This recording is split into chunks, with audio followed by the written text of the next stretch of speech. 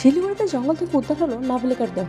ঘটনা ব্যাপক চাঞ্চল্য ছড়ালো এলাকায়। শিলিগুড়ি উত্তরকন্যার কাছে রাস্তার পাশে একটি জঙ্গল থেকে এক নাবালিকার মৃতদেহ উদ্ধার হলো। মৃত সেই নাবালিকার বয়স 14 বছর। ফুলবাড়ি 1 নম্বর গ্রাম পঞ্চায়েতের শান্তিপাড়া এলাকার বাসিন্দা সে। শিলিগুড়ি জ্যোৎস্নাময় গার্লস হাই স্কুলের ছাত্রী সে। পরিবার সূত্রে জানা গিয়েছে, আজ দুপুর নাগাদ বান্ধবীদের সাথে বাড়ি থেকে 3 বাত্তি মোড়ে বিরিয়ানি খাবার নাম করে বেরিয়েছিল দিয়া। তবে অনেকটা সময় অতিক্রান্ত হয়ে যাওয়ার পর মেয়ে বাড়ি না ফেরার চিন্তাগ্রস্ত হয়ে পরিবারের লোকজন শুরু করে মেয়ের খোঁজ। এরপর হঠাৎ সেই নাবালিকার বয়ফ্রেন্ড নাবালিকার পরিবারকে ফোন করে এবং দিয়ার অবস্থা আশঙ্কাজনক বলে জানায়। ওরা নাবালিকাকে মৃত অবস্থায় বাড়িতে নিয়ে আসে। তারপর সেই নাবালিকাকে চিকিৎসার জন্য শিলিগুড়ি জেলা হাসপাতালে নিয়ে আসা হলে কর্মরত চিকিৎসকরা তাকে মৃত বলে ঘোষণা করে। ঘটনা শুনে আছে সে ছেলে এখানেই ছিল। ওই বাইরে খুঁজে ওকে আমি ফোন করছিলাম একটু দিয়ে কোনো আজকে বাড়িতে কোনো রাগারাগি ঝগড়া ওটা তো আমাদের দুজনের তো ওরকম আর কি থাকতে সব সময় হয় এরকম। আজকে বিশেষ কোনো কিছু না হয়েছে না না যে কারণে বাড়ি থেকে ভালোভাবে। আচ্ছা কি মনে ছিল মেয়ে? কোন মেয়ে একটা ছেলেকে কল করছিল বলে কি 3 রাতে আমি আর কিছু বলতে পারবো না। আমার মেয়েকে আমার মেয়ে তো কোনো ক্ষতি করে না।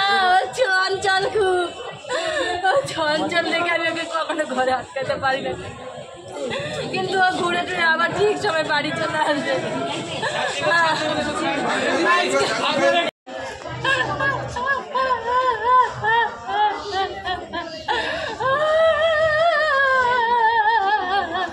এই মুহূর্তে যারা লাইভে যুক্ত রয়েছে আমি বলছিলাম মেডিকেলে নে ফোনে বললাম মেডিকেলে নে।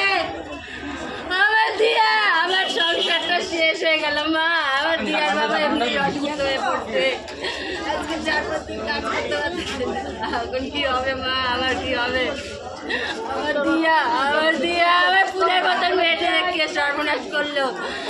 ফুলের মতন মেয়েটাকে সর্বনাশ করলো। আচ্ছা কামকির ওইখান থেকে মেলা ছিল, ওইখানে আমার সাথে গেছিল ওরা। বারুণী স্থান থেকে ঘুরে আসলো। শুক্রবারে সব আমাদের সঙ্গে। পরশু দিন আমার মেয়ের পরীক্ষা 9-এর পরীক্ষা। কোথায় পড়তো? জ্যোৎস্নাময়ী। আমি বাঁচবো না। আমার দিয়া আমার স্বপ্নের কত আশা।